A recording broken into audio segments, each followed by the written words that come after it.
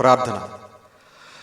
పరలోకమందున్న మమ్మల్ని కన్న తండ్రి, దయగలిగిన మా దేవ, కృపగలిగిన మా తండ్రి, మీ ఘనమైన నామమునకు, శ్రేష్టమైన నామమునకు ప్రభు అయిన యేసుక్రీస్తు వారి పేరట స్తుతులు స్తోత్రాలు చెల్లిస్తున్నాం నాయన. గతించిన కాలమంతా మమ్ములను మా కుటుంబాలను ఎంతగానో కాచి కాపాడి ఆరోగ్యమును ఆయుష్ను ప్రసాదించి సజీవులుగా ఉంచి తండ్రి, మీ కుమారుడైన యేసుక్రీస్తు వారి పునరుత్థాన దినమున మీ పిల్లలమైన మేము ఈ గుడిమల్లంక గ్రామంలో చిన్న మందగా కూడుకుని తండ్రి, మిమ్మల్ని ఆత్మతోనూ సత్యముతోనూ ఆరాధించే గొప్ప భాగ్యాన్ని మాకు ప్రసాదించారు నాయన. అందును బట్టి క్రీస్తు వారి పేరట స్తుతులు స్తోత్రాలు చెల్లిస్తున్నాం తండ్రి. ఇలాంటి గొప్ప భాగ్యం ప్రపంచంలో ఎంతోమందికి లేనప్పటికీ ఎన్నిక లేని మాకు, ఎందుకు పనికిరాని మాకు, నిష్ప్రయోజకులమైన మాకు మీరు ఇచ్చినటువంటి అవకాశాన్ని బట్టి మరొకసారి క్రీస్తు వారి పేరట స్తుతులు స్తోత్రాలు చెల్లిస్తున్నాం తండ్రి. మరిదిగో ప్రభువా, ఈరోజు మీ పిల్లలకు మీ పరిశుద్ధ గ్రంథంలో నుండి మీ మాటలను ఉపదేశించడానికి సిద్ధపడుతూ ఉండగా చెప్పగలిగే మంచి సమయోచితమైన జ్ఞానమును మీ ఆత్మ సహాయము నాకు అందించండి. వినుచున్న మీ పిల్లలకు అర్థం చేసుకునే మనసును, గ్రహించే హృదయమును దయచేయండి తండ్రి. మీ మాటలు తండ్రి కేవలం విని విడిచిపెట్టే వారంగా ఉండకుండా విన్న మాటలను అర్థం చేసుకుని గ్రహించి ఆ మాటలకు లోబడి మీకు భయపడి ఈ లోకంలో బ్రతికినంతకాలము కూడా వాక్యానుసారంగా, ఆత్మానుసారంగా బ్రతుకుతూ మిమ్మల్ని మహిమపరుస్తూ, ఘనపరుస్తూ, సంతోషపరుస్తూ మీ అందు భయభక్తులు కలిగి, విశ్వాసం కలిగి బ్రతుకుతూ మీరిచ్చే పరలోక రాజ్యానికి మేమందరం వారసులం కావడానికి సహాయం చేయమని, కృప చూపించమని, దయ చూపించమని మీ ప్రియకుమారుడు, మా ప్రియరక్షకుడైన యేసుక్రీస్తు వారి పేరట చిన్న ప్రార్థన అడిగి వేడుకొంచున్నాము తండ్రి. ఆమేన్. కూడి వచ్చినటువంటి సహోదరి సహోదరులందరికీ కూడా మన ప్రభువును, రక్షకుడైన యేసుక్రీస్తు వారి పేరట హృదయపూర్వకమైన వందనములు తెలియజేస్తూ ఉన్నాను. అంత బాగున్నారు కదండి? ఇప్పుడు అందరికీ జ్వరాలండి, ఏమండి? ఈరోజు ఒక మంచి పాఠాన్ని మనం పరిశుద్ధ గ్రంథం ద్వారా నేర్చుకుందాం. ఈరోజు మనం నేర్చుకోబోయే అంశం పేరు కయీను అర్పణ దేవునికి ఎందుకు నచ్చలేదు. కయీను అర్పణ దేవునికి ఎందుకు నచ్చలేదు అనే అంశాన్ని ఈరోజు మనం నేర్చుకుందాం ప్రియులారా. కయీను అర్పణ దేవునికి ఎందుకు నచ్చలేదు, హేబేలు అర్పణ దేవునికి ఎందుకు నచ్చింది అనేది ఈరోజు మనం నేర్చుకుందాం ప్రియులారా.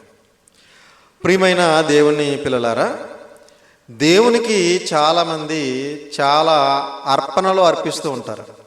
ఏమండి? అర్పణ అంటే కానుక అని అర్థం. ఏమండి? అర్పణ అంటే కానుక. దేవుడు వారి జీవితాలలో చేసినటువంటి మేలులను బట్టి, దేవుడు వారికి చేసినటువంటి సహాయ సహకారాలను బట్టి కొంతమంది కృతజ్ఞతతో కానుక ఇస్తూ ఉంటారు, అర్పణ అర్పిస్తూ ఉంటారు. ప్రారంభంలో మొట్టమొదటి మానవులైనటువంటి ఆదామవ్వలకి పుట్టినటువంటి బిడ్డలు కయీను, హేబేలు. ఇద్దరూ కూడా దేవునికి అర్పణలు అర్పించారు. ఇలా ప్రపంచవ్యాప్తంగా ఆ రోజు నుంచి ఈ రోజు వరకు ఎంతోమంది దేవునికి ఎన్నో అర్పణలు, కానుకలు అర్పిస్తూనే ఉన్నారు. అయితే ప్రియమైన దేవుని పిల్లలారా, అర్పణలు అర్పిస్తున్నారు కదా, కానుకలు ఇస్తున్నారు కదా, అర్పణ ముఖ్యమా, అర్పించే మనిషి ముఖ్యమా దేవునికి? ఏమండి? చాలామంది అర్పణలు అర్పిస్తున్నారు కదా, మనం అర్పించే అర్పణ దేవునికి ముఖ్యమా, లేక అర్పణ అర్పించే మనిషి ముఖ్యమా అని ఆలోచించగలిగితే ఏది ముఖ్యమండి? లేదు, అర్పణ ముఖ్యమే, అర్పించే మనిషి కూడా ముఖ్యమే. ఏమండి? మీకు బాగా అర్థం కావడానికి ఒక విషయాన్ని తెలియజేస్తాను. మీరు అర్పించే అర్పణ చాలా బాగుంది, కానీ మీ జీవితం బాగోలేదు. దేవుడు అర్పణ స్వీకరిస్తాడా? ఏమండి? మీరు అర్పించే అర్పణ చాలా బాగుంది, కానీ మీ జీవితం వాక్యానుసారంగా లేదు. అప్పుడు దేవుడు మీరు అర్పించే అర్పణను స్వీకరిస్తాడా? స్వీకరిస్తాడండి? స్వీకరించడు. అంటే నువ్వు నచ్చాలి, నీ అర్పణ కూడా నచ్చాలి. ఇప్పుడు నువ్వు నచ్చావు, నీ అర్పణ నచ్చలేదు, దేవుడు స్వీకరిస్తాడా? స్వీకరించడు. నీ అర్పణ నచ్చింది కానీ నువ్వు నచ్చలేదు, దేవుడు నీ అర్పణ స్వీకరిస్తాడా? స్వీకరించడు. అంటే నువ్వు అర్పించే అర్పణ నచ్చాలి, నువ్వు కూడా నచ్చాలి. అంతే కదండి, రెండూ నచ్చాలి. చాలామంది ఏమని బోధిస్తున్నారంటే అర్పించే వాటికంటే అర్పించే మనిషే ముఖ్యం అంటున్నారు. ఏమండి, అర్పించే అర్పణ ముఖ్యమే, అర్పించే మనిషి కూడా ముఖ్యమే. కాబట్టి కయీను హేబేలులు ఏమర్పించారు, ఎలా అర్పించారు అనేది ఒకసారి మనం బైబిల్ గ్రంథంలోకి వెళ్ళి చూడగలిగితే ఆదికాండము 4వ అధ్యాయము 2వ వచనం నుంచి జాగ్రత్తగా చూడండి పిల్లలు. ఆదికాండము 4వ అధ్యాయము 2వ వచనం నుంచి జాగ్రత్తగా చూడండి. చదవండి. తర్వాత ఆమె అతని తమ్ముడుకు హేబేలును కనెను. హేబేలు గొర్రెల కాపరి, కయీను భూమిని సేద్యపరచువాడు. ఏమండి, హేబేలు గొర్రెల కాపరి, కయీను భూమిని సేద్యపరచువాడు. ప్రియమైన దేవుని పిల్లలారా, హేబేలు గారు గొర్రెల కాపరి, ఏమండి, కయీను గారేమో భూమిని సేద్యపరిచే ఒక వ్యవసాయదారుడు, ఏమండి, ఒక రైతు అన్నమాట. అయితే వీళ్ళిద్దరూ ఏం చేశారో కింద తెలియజేస్తున్నారు చూడండి. కొంతకాలమైన తరువాత కయీను పొలము పంటలో కొంత యెహోవాకు అర్పణగా తెచ్చాను. కొంతకాలమైన తరువాత ఎవరు? కయీను గారే తెచ్చారు మొదట, ఎందుకంటే పెద్దవాడు కదా. ఏమండి, కయీను తన పొలము పంటలో కొంత యెహోవాకు అర్పణగా తెచ్చాను. కొంత అర్పణగా తెచ్చాడట దేవుడికి. హేబేలు కూడా తన మందలో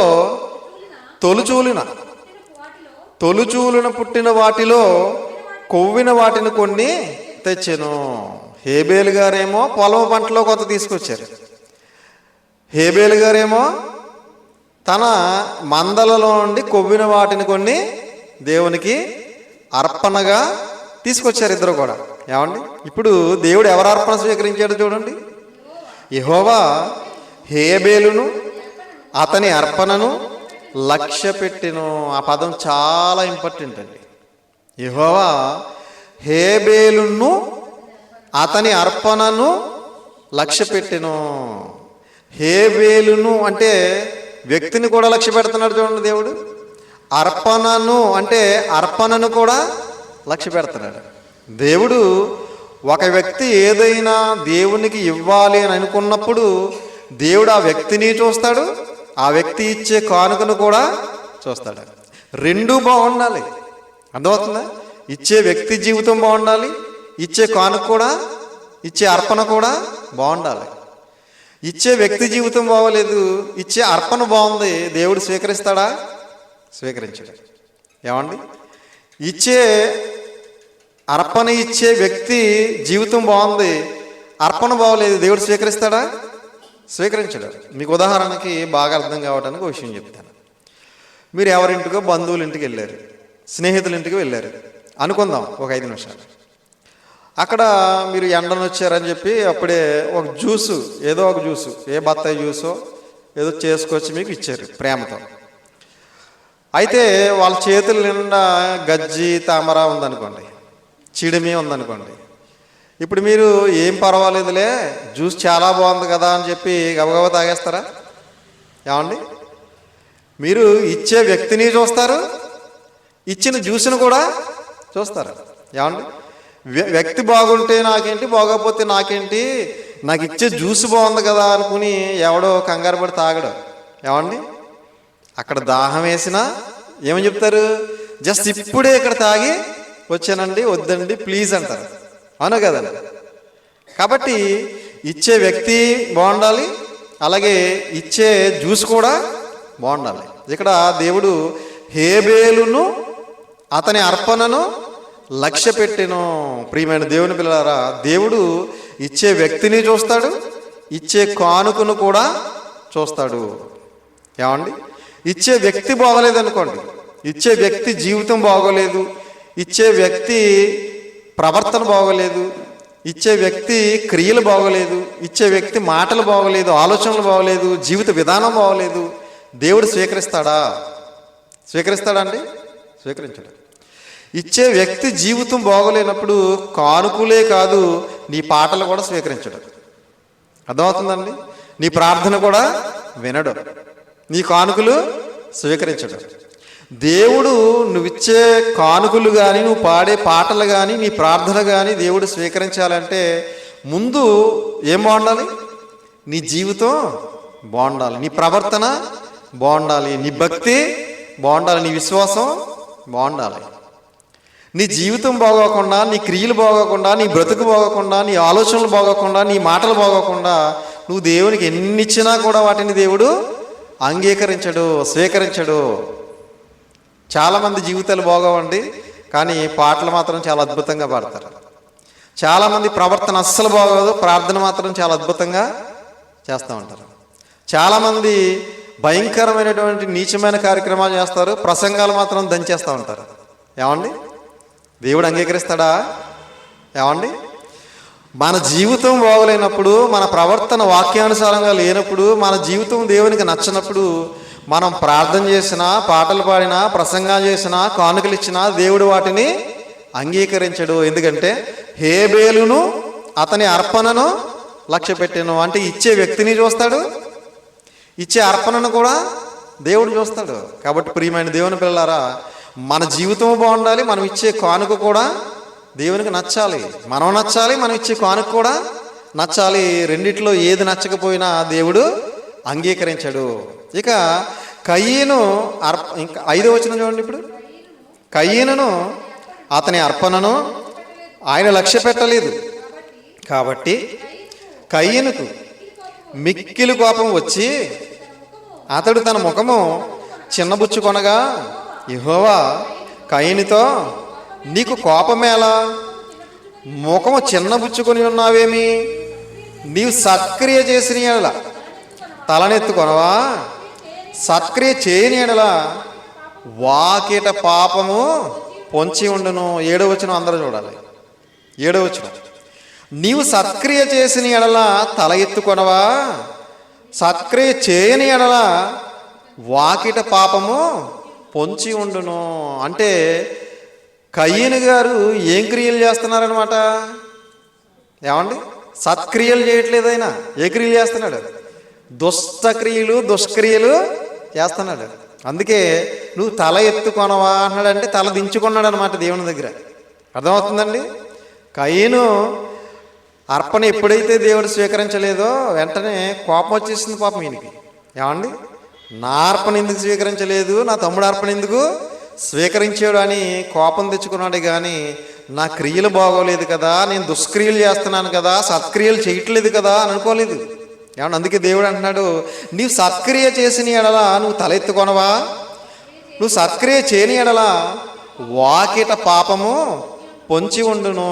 ప్రియమైన దేవుని పిల్లలారా, కాబట్టి కయీను గారు ఏం చేస్తున్నారంటే సాతాను క్రియలు చేస్తున్నాడు, సత్క్రియలు చేయట్లేదు, దుష్క్రియలు చేస్తున్నాడు.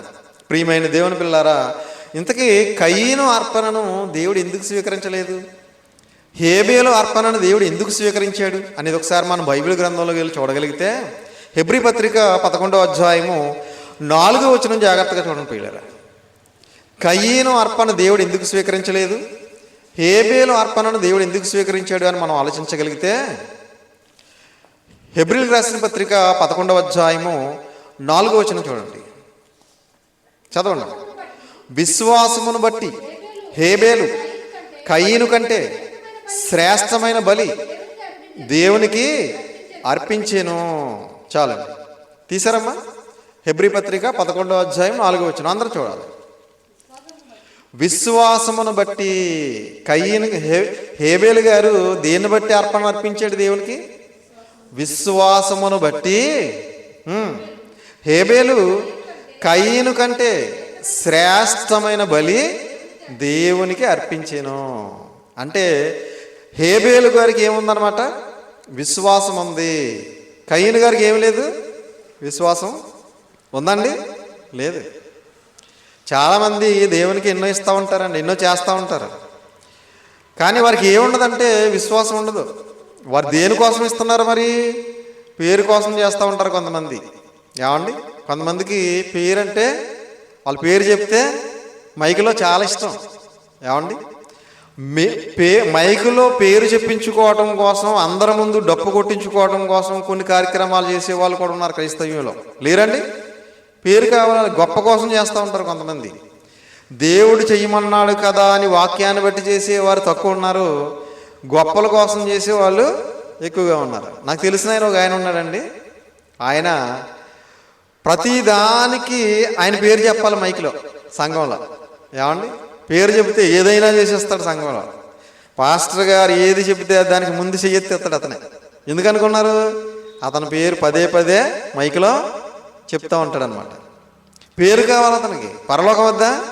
జీవగ్రంథంలో పేరు వద్దా? వద్దు. మరి ఎక్కడ కావాలి?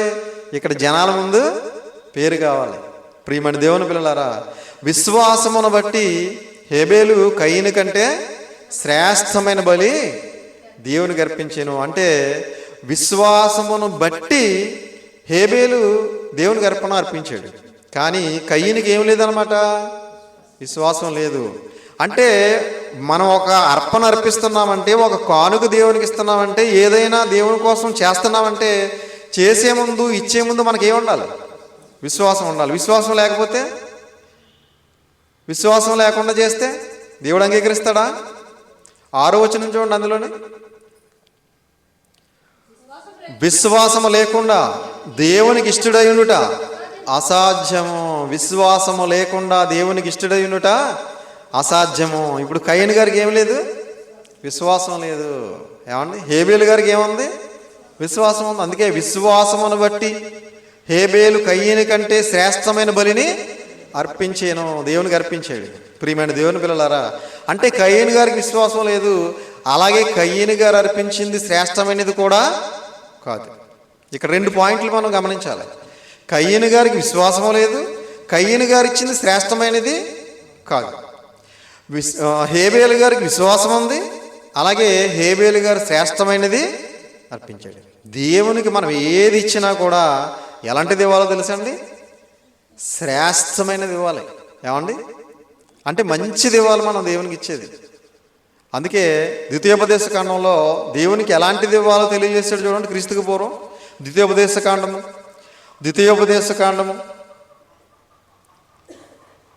12వ అధ్యాయం 11వ వచనం. ద్వితీయోపదేశ కాండం 12వ అధ్యాయం 11వ వచనం. నేను మీకు ఆజ్ఞాపించు సమస్తమును అనగా మీ దహన బలులను, మీ బలులను, మీ దశమ భాగములను ప్రతిష్ఠితములుగా మీరు చేయి నైవేద్యము మీరు యెహోవా మొక్కుకొని మీ శ్రేష్టమైన మొక్కుబడులను, ఆ పదం చాలా ఇంపార్టెంట్. ద్వితీయోపదేశకాండం 12వ అధ్యాయం 11వ వచనం అందరూ చూడాలి. మీ శ్రేష్టమైన మొక్కుబడులను. ఏమండి, మొక్కుకునే మొక్కుబడులు ఎలా ఉండాలి? శ్రేష్టమైనది మొక్కుకోవాలి, శ్రేష్టమైనది ఇవ్వాలి దేవునికి. శ్రేష్టమైనది దేవుడు అంగీకరిస్తాడు. ఏమండి, ఏది పడితే అది ఇచ్చేస్తే దేవుడు అంగీకరించాడు. ఇచ్చే ముందు మనకి ఏముండాలి? విశ్వాసంతో ఇవ్వాలి మనం. అర్థమవుతుందండి? విశ్వాసం లేకుండా ఇచ్చినా, నువ్వు శ్రేష్టమైనదైనా దాన్ని దేవుడు స్వీకరించాడు.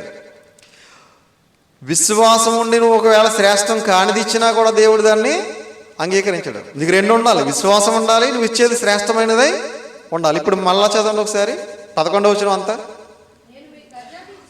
నేను మీకు ఆజ్ఞాపించు సమస్తమును అనగా మీ దహన బలులను, మీ బలులను, మీ దశమ భాగములను ప్రతిష్ఠితములుగా మీరు చేయి నైవేద్యములను మీరు యెహోవాకు మొక్కుకొని మీ శ్రేష్టమైన మొక్కుబడులను మీ దేవుడైన యెహోవా తన నామమునకు నివాస స్థానముగా ఏర్పరచుకును స్థలమునకే మీరు తీసుకొని రావాలేను.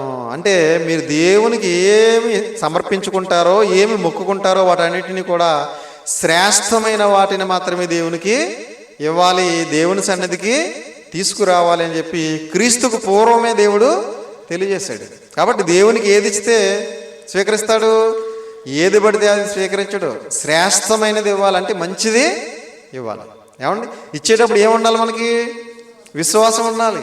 విశ్వాసం లేకుండా నువ్వు ఎంత శ్రేష్టమైనది ఇచ్చినా దేవుడు దానిని అంగీకరించాడు. కాబట్టి కయ్యనికి ఏమి లేదంటే విశ్వాసం లేదు. పోనీ తీసుకొచ్చింది అయినా శ్రేష్టమైనది ఇచ్చాడంటే శ్రేష్టమైనది తీసుకురాలేదు. హేబేలు ఏమి ఇచ్చాడు?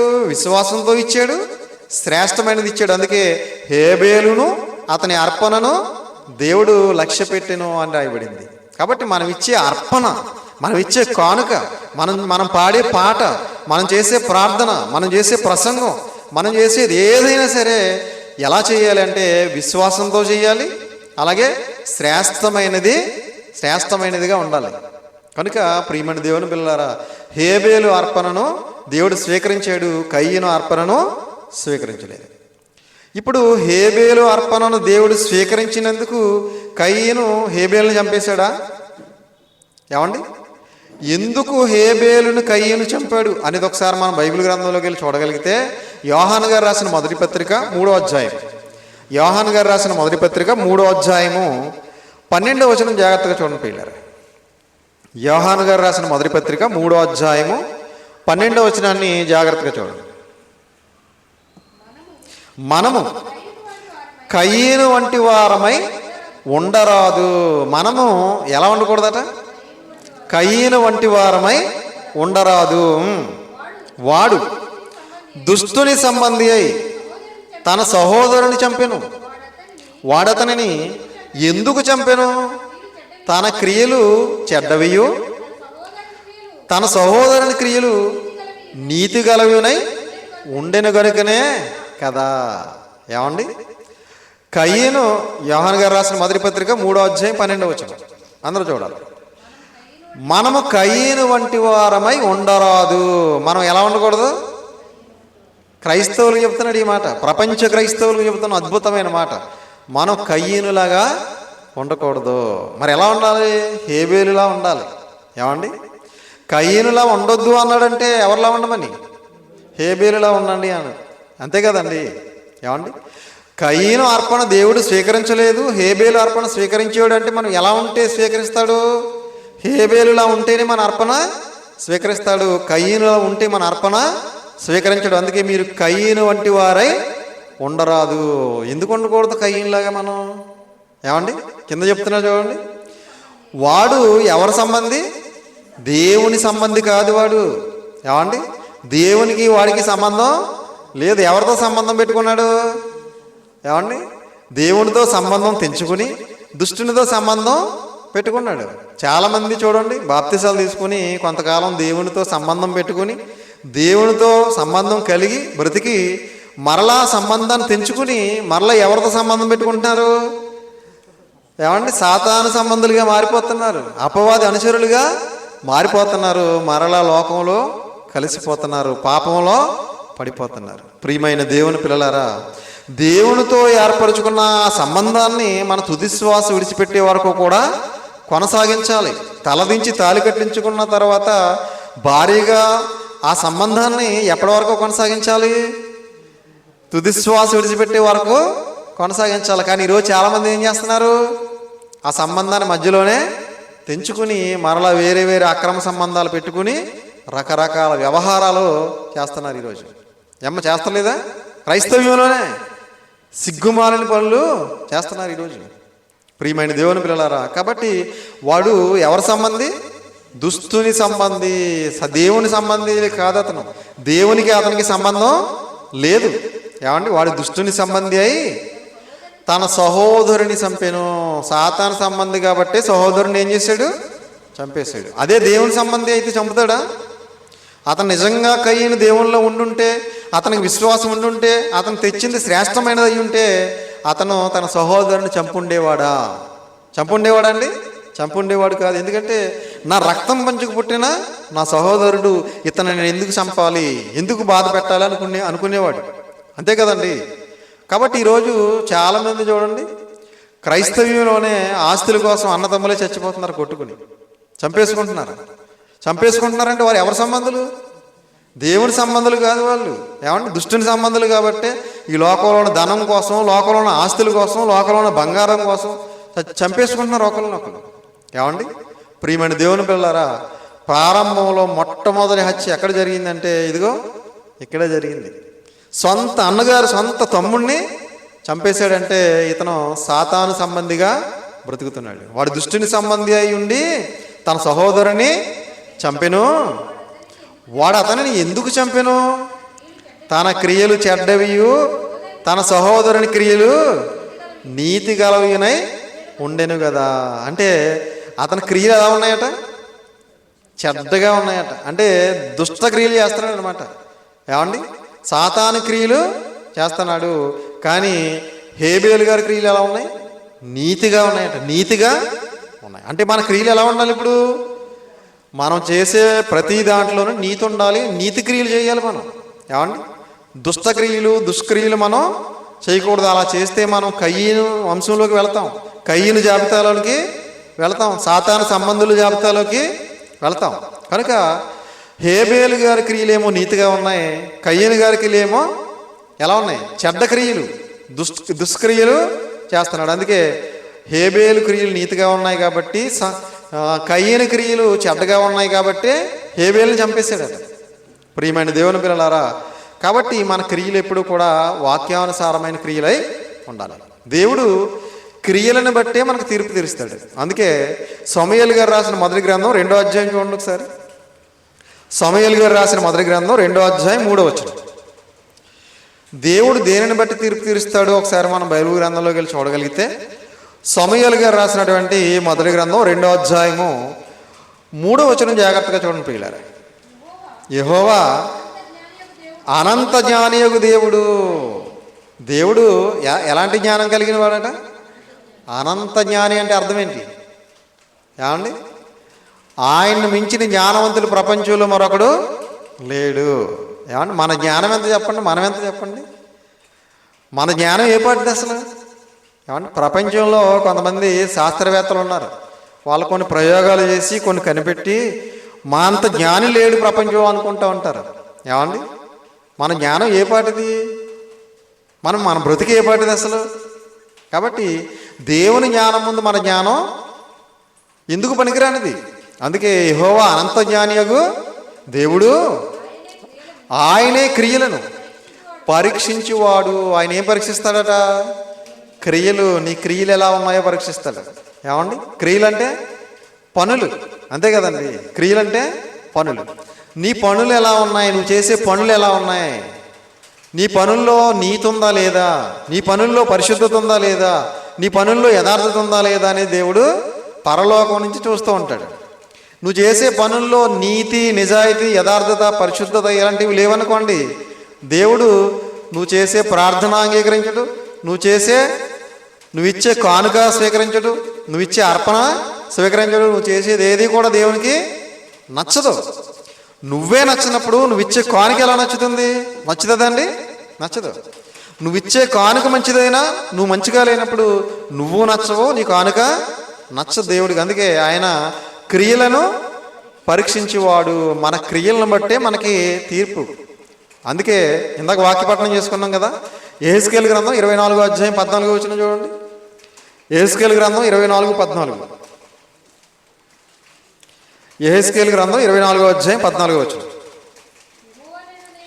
యెహోవానైన నేను మాట ఇచ్చి ఉన్నాను, అది జరుగును, నేనే నెరవేర్చెదను, నేను వెనక తీయను, కనికరింపను, సంతాపపడను.